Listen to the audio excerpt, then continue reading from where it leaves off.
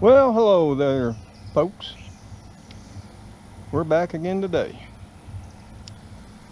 And got a little bit of disturbing news. We've been having a lot of problems with the deer here of late.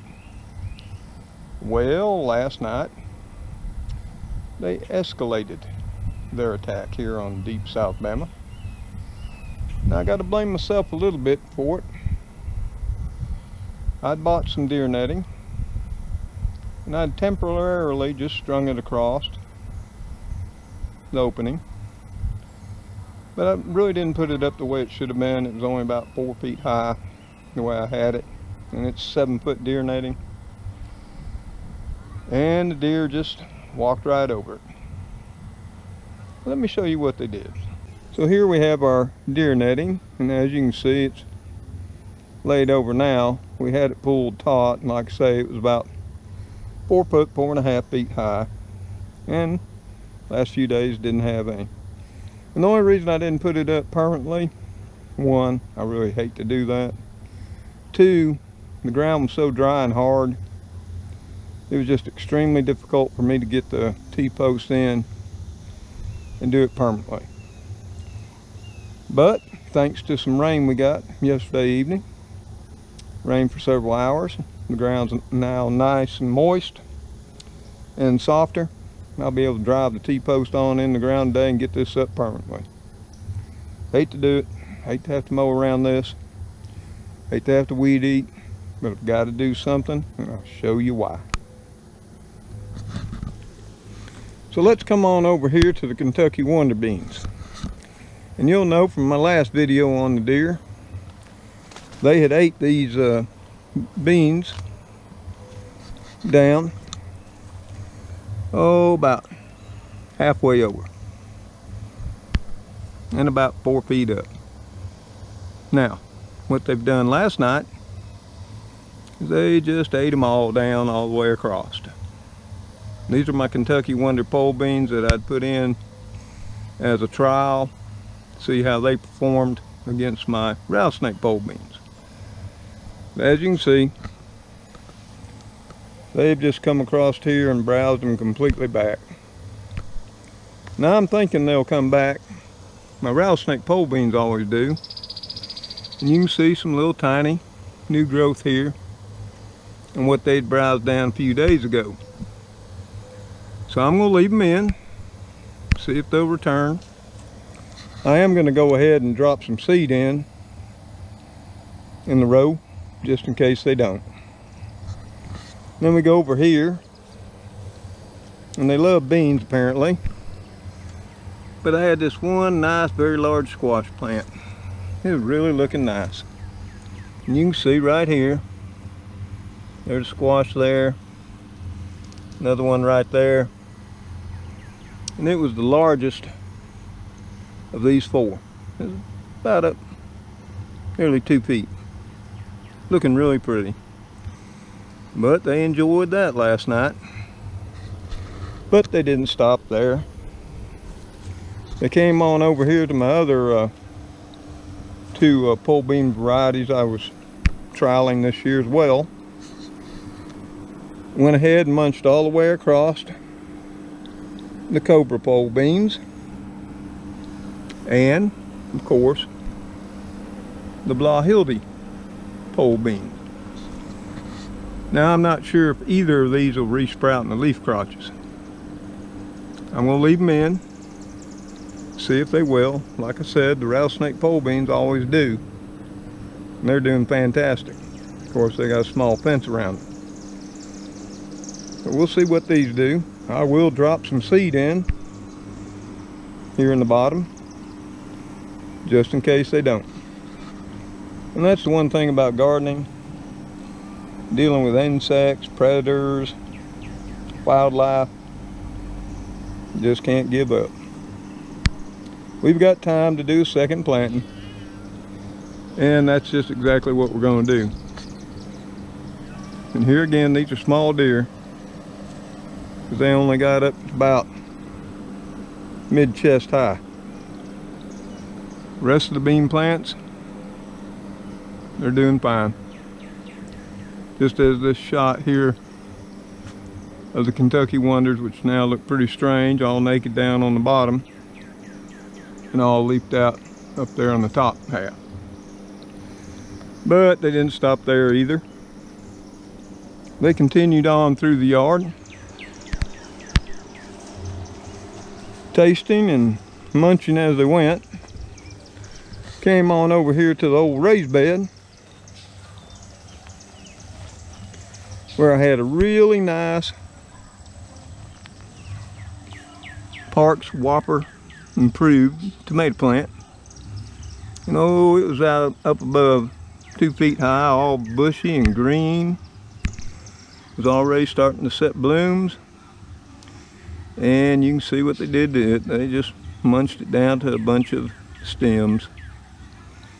I had okra growing around it. The idea was to help provide some support. They munched the tops out of that, out of this one. Of course, now they were generous. They left me one. Now I don't know if okra will resprout. We'll see. I know the tomato will. It'll be set way back, and that's a shame. It really was looking beautiful. The amazing thing to me is, and this happens all the time, they just do not care for kale. You would think they would, being it's a nice tender green, but apparently they don't care for kale. Didn't touch it. And they proceeded on over here to the old compost bed. They didn't want to let any of my plantings go. And they nibbled just slightly on these potato plants right here. You can see. But apparently they didn't like them. And I guess they didn't like the first okra they ate that much. So they didn't browse down any of this okra in the old compost pile bed. But even then, that wasn't enough. They had to head on over here to the truck tire planters and continue their late night dinner. Now I just put down some bamboo around it. My thought was just to give a little barrier there for small deer. It would poke them and keep them back.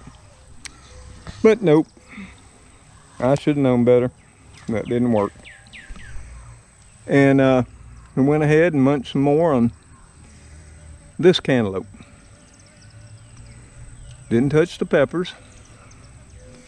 Came over here to the second tire bed and munched back pretty severely this other Parks Whopper that we got right here. And to finish it up, they went over here and totally browsed back these cantaloupes. If you remember, this first vine was the one they browsed back last time, a few days ago. The second vine, they'd only ate off a couple of stems.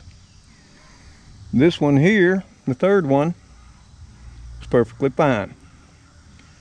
This one here, the second one, is perfectly fine from this point on up. And these were starting to resprout and recover. Not sure they'll make it now. Might have to replant these. I'm going to give them a few days and see if leaves and new stems start to sprout in the leaf crotches. But that's such a shame. So now I've got to do something for real. And that's why I blame myself. I wanted to put that deer netting up, but like I say, soil was so darn hard. Pounding in the T-post was almost impossible. So that's going to get done today. And then, if they can somehow get past 7-foot deer netting, we'll have no choice but to go with the final solution. And that'll be my Henry 22 Magnum that my son gave me for Christmas. And as much as I love deer and love to watch them, if putting up 7-foot deer netting doesn't stop them, I'll sit out here at night in a lawn chair with that 22 Magnum rifle, and I'll drop them. No, they won't go to waste. I'll go ahead and butcher them up, and I'll put them in the freezer, because I'm just not gonna have it. I enjoy my gardening. I enjoy eating what I plant, and that's exactly what I'm gonna do. So, when I get the netting all up, I'll come back and show you what we did. Well, all, stop, take a little break here. I think it's possibly 1:30 in the afternoon. It's a cool day for deep south. It's only 91. I think 87% humidity. It's like a cool wave. Let me show you what we've done so far. Okay, we've got the T-post driven in. Started one right there. We laid out our 25-foot tape measure, and we're using it to measure off. We got another one right there, 8 foot. And then they go down through here every 8 feet all the way to the house. And I use the tape measure just as a straight line, instead of taking a string and using it too. Had the tape measure out here, why not use it? So that's where we're at now. Now we're gonna have to string up the netting. Came over here and got back in the shade, fasten it to the post, and cut it off. Now I want to make a provision where at both ends I can fairly simply disconnect it from the T-post and open it up so I can bring the mowers through, or truck, or whatever. I'll think about that as I'm doing it. But that's where we're at right now. I'm going to take a little short break here, get some water. Then I'm going to get to putting up this deer netting here. Now this ain't deer fencing, it's plastic deer netting. And hopefully it'll be enough to give them a deterrent. But should it not, I'll get something far more substantial that will deter them. So we'll be back. I'll show you when we got this side finished. Okay, y'all, I just got the north side finished. 4:30 in the afternoon. Went and took a little bit of break. Let me show you what we got. So here we've got the netting put up. We had to use some bamboo cane, attach it to the top of the post right here, because this is 7 foot tall. Not sure how well that netting is showing up. Remember, the posts are every 8 feet. We come on down through here. You can see it goes all the way up, right up to the house. Right there. So this side's finished. Like I said, it's 4:30 in the afternoon. I've still got to get the other side, south side, done. So I'm going to head on over there. Keep on keeping on. This side's finished. Now this netting is real hard to see. I'm sure the deer are going to have a problem seeing it too, so I've got to think about putting something up little tassel, something, pieces of cloth or whatever, so they'll be able to see it. I'll be thinking about it while I'm doing the other side on the south side.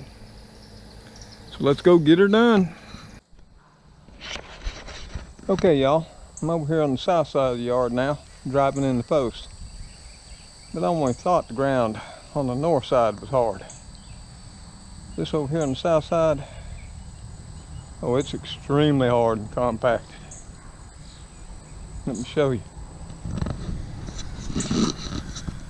Okay, I've got 2 of them in. Now I'm working on this third. And this old man gave out. Just couldn't get it in there.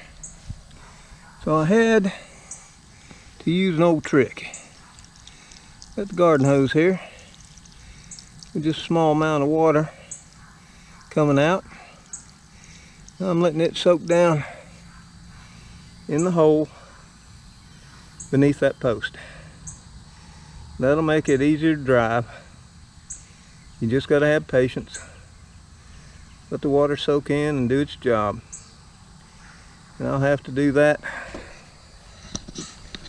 on the remaining 3 or 4 posts yet to go. So hopefully we'll get these in before dark. At least get the netting strung up on the post. Not sure we'll finish it 100%. But we're going to give it the old Bama College try. Well, all right here before sunset, I got her done. It's all the way across this south lawn now. So this should protect deer coming in, dining on the truck tire planters, and then moving on it through the property to old compost pile plantings, the raised bed, and on up to munch down on the beans and tomatoes and what have we up on the north end. Now, I would have never got it done if I hadn't taken that garden hose, turned the water on a little bit, and put it at each place where I was going to drive one of those posts and let it soak in for about 10-15 minutes. Once I did that, it wasn't that they went right on in easy. They were way easier than what they were. I could have never got them all in tonight had I not done that. So remember, if you're having a time getting some T-posts in the ground, go ahead and get your garden hose and turn the water on a little bit and just let it soak in around that post and moisten that dirt up. It'll make a big difference. So we've got it done. I still got a couple of things I want to do. I want to put some little rag pliers on it because this here deer netting is extremely hard to see in daylight, let alone at night. It'll be interesting to see how the deer react to it. So I'll probably set up the GoPro on time lapse and see what happens every night. So all, until next time, y'all take care, stay safe, and God bless. Bye for now. Come on, Trix. You ready to call it a night? Trixie. Trix, you mad at me because I put the fences up? And you can't just walk around any way you want to? Okay. Let's go ahead and go on inside. Oh, pick up the tools first before we go, okay?